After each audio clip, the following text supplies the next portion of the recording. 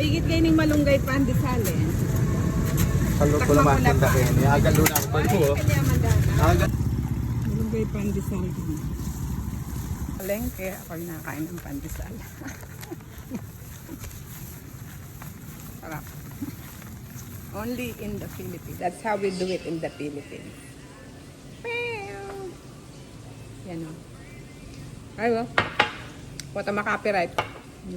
Coffee and pandesal. Sausaw sa kape.